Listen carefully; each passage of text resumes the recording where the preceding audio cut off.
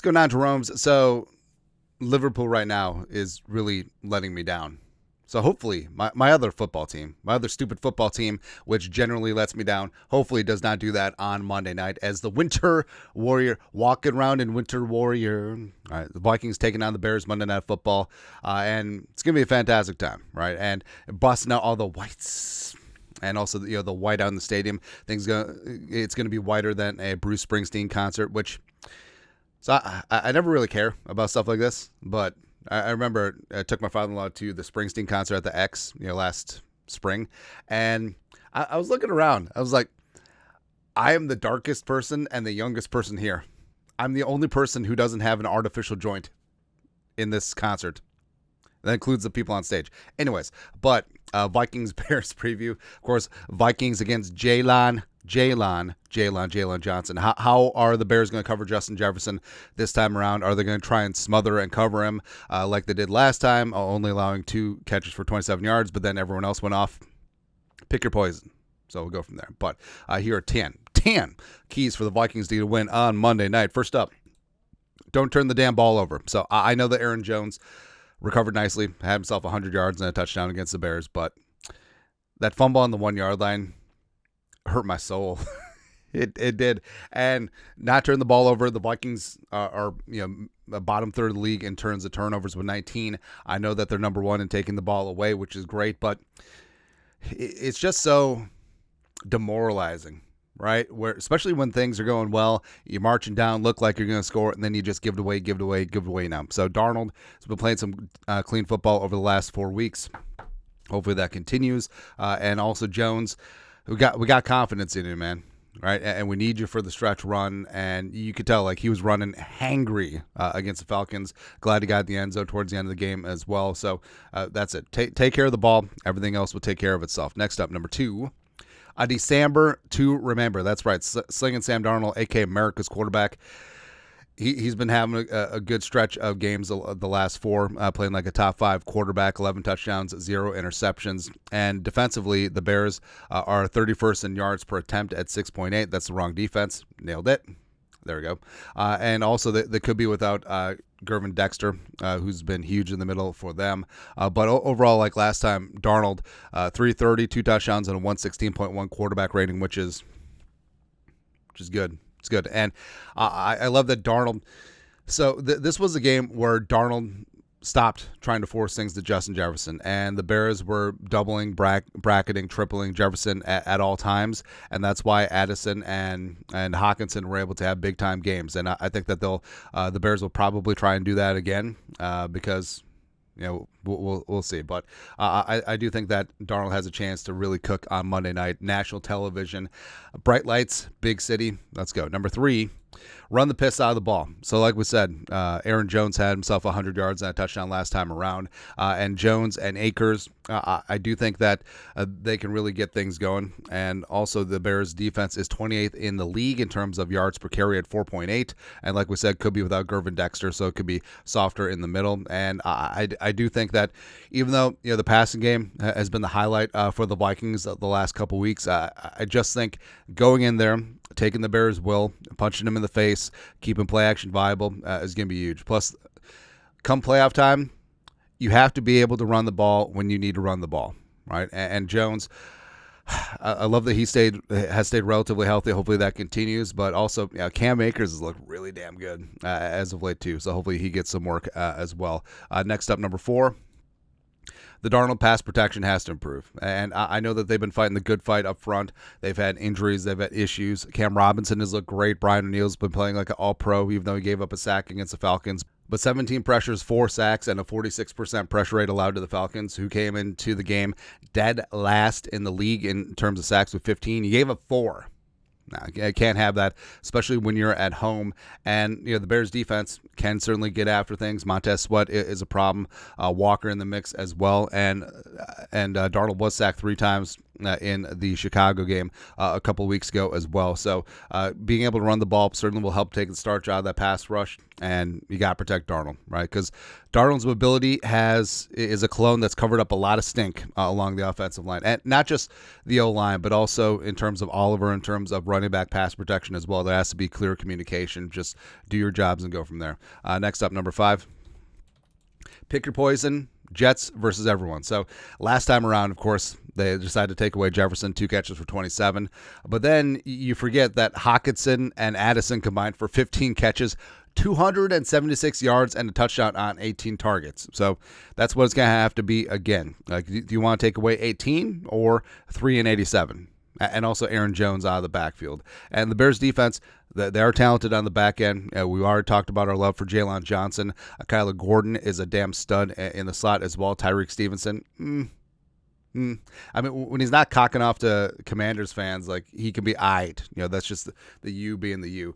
Plus the ageless wonder Kevin Byard is in that mix as well. But overall, like, hey, you see, Addison has exposed defenses that have tried to overcompensate on the Jefferson side of the ball. And also, I think Hockenson is due for a big game as well.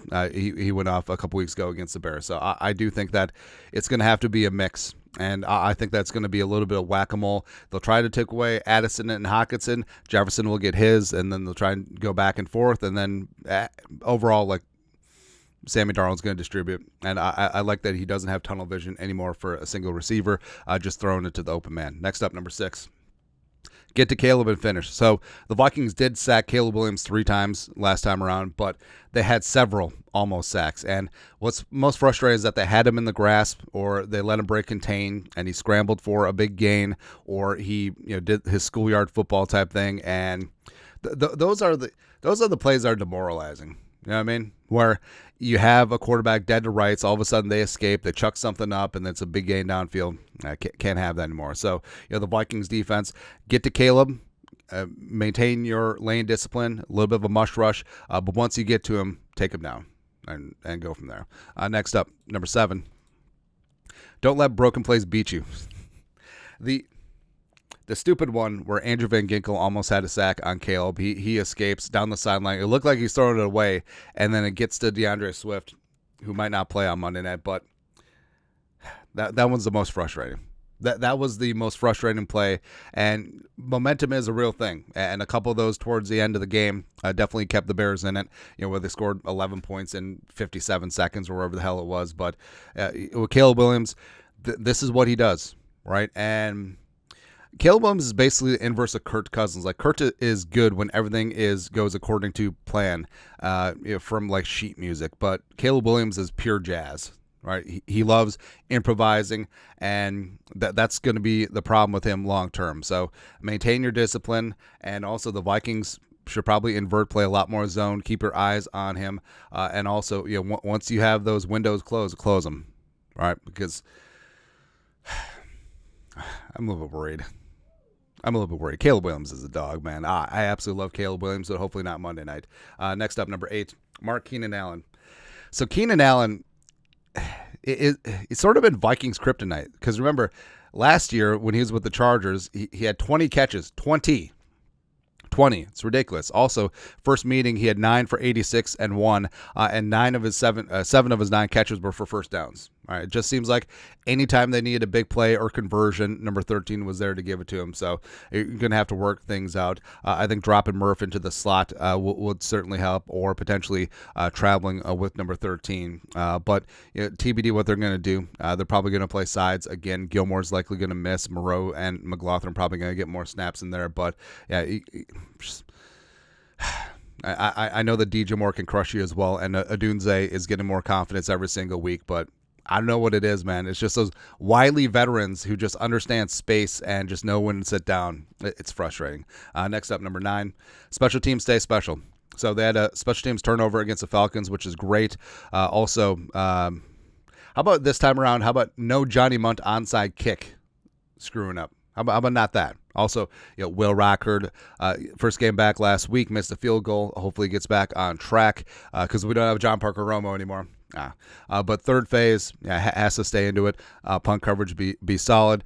Don't give away that hidden yardage, and The Vikings can take care of things. Lastly, number 10, home fans rattle the glass. So there should be a playoff atmosphere here, right? And the Vikings are the better team than the Bears. They're a touchdown favorite. They should go in and they should take care of business. But have there be no doubt, right? And what was a little bit concerning that in the Arizona game, like fans sort of sleptwalk through the first half and give a lot of leeway there. I mean, it'd been 3 weeks since a home game at US Bank Stadium. Maybe know what we're supposed to do with their hands, but primetime game, winter whiteout, and it's going to be a loud and proud atmosphere. You got your football team is 11-2, looking to go to 12-2, and tough opponent. I mean, the Bears probably should have beat the Vikings first time around. Maybe the Packers as well. Definitely should have beat the Packers, and they should have beat the Lions, right? So this is a team that does have talent, and if you let them hang around and stick in the game and take the crowd out of it, can't have it. So Vikings fans, loud and proud. And on the off chance the Vikings get the 1 seed and the NFC runs through US Bank Stadium, this is just a tune-up. This is just a tune-up, man, because Vikings best home fans in the league, and we got to feel it. Like I want US Bank Stadium to register on the seismograph, the NSGS. Like I want like a 3.2 quake in downtown Minneapolis. There you go. Final score prediction.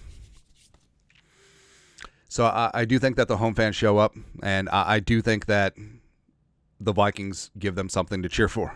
Right? I think that all the slow starts and the everything like that goes out the window. I think they finally play a 4-quarter game in all 3 phases. I think the defense gets after Caleb, brings them down. I think that offensively they stay rolling. Aaron Jones has himself a big game. I think Slinging Sammy Darnold continues a December to remember. I think that Jefferson gets loose. I think that the Bears overcorrect for Addison and Hockenson, and I think that he gets left on an island a lot, and Jefferson has himself a monster night in prime time. So, yeah, it's been rough picking the Vikings by multiple scores, but pretty confident in this one. Final score, Vikings 41, Bears 16. Move to 12-2. Plus, what's really glorious is that the Lions might lose on Sunday to the Bills. The Eagles might lose on Sunday to the Steelers. The Packers could lose to the Seahawks. Bring it on. Keep pace for the 1 seed. Keep pace for the NFC North. And baby, we got a stew going. But that's it. That's at a Vikings-Bears preview. Let us know your thoughts. Our thoughts, comment section. You guys know what to do. Skull, production value.